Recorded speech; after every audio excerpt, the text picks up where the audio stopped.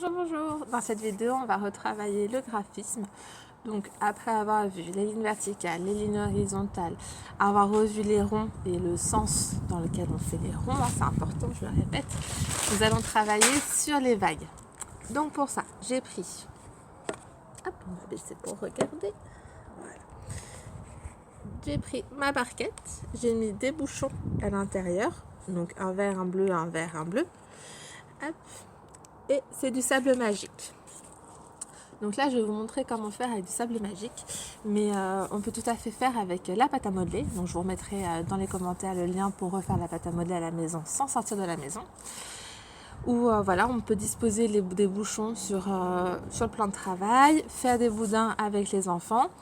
Et du coup, passer vraiment les boudins dessus, dessous pour refaire les vagues avec les bouchons. On peut aussi travailler les vagues avec le papier toilette qu'on a vu, le ruban de papier toilette qu'on a vu dans la dernière vidéo, enfin dans une des dernières vidéos. Voilà, donc en faisant des gestes comme ça, en se promenant, ça fait des jolies vagues. On peut aussi le travailler de différentes manières, en posant par terre par exemple des rouleaux de papier toilette, en passant avec une craie, ou voilà, il y a plein de manières de faire, mais surtout on fait ça à la maison.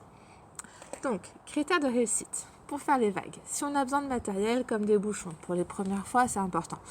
Il va vraiment falloir passer dessous les bouchons. Et deuxième critère de réussite, vraiment passer de la gauche vers la droite.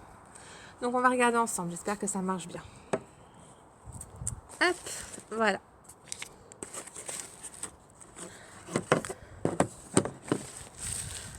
Voilà.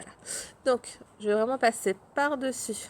Donc là, dans mon sable, par-dessus le vert, par-dessous le bleu, par-dessus le vert, par-dessous le bleu. Voilà, je vais faire un chemin et je vais demander à l'enfant de repasser vraiment plusieurs fois. On n'hésite pas, ça creuse le chemin. On repasse plusieurs fois. C'est tout simple, ça marche bien, ça occupe. Ça délie les doigts, ça travaille beaucoup de choses, ça travaille donc le graphisme, la minutie, vraiment les tracés et tout, c'est très important. N'hésitez pas à le faire. Et puis après, une fois que ça marche, on peut le faire à la peinture en faisant plein de vagues par exemple et des poissons. Et puis comme ça, on fait une très jolie art visuelle et c'est toujours sympa. Et puis si vous me les ramenez à l'école, quand on aura fini le confinement, je les accrocherai partout dans la classe. Voilà. C'était une vidéo assez rapide.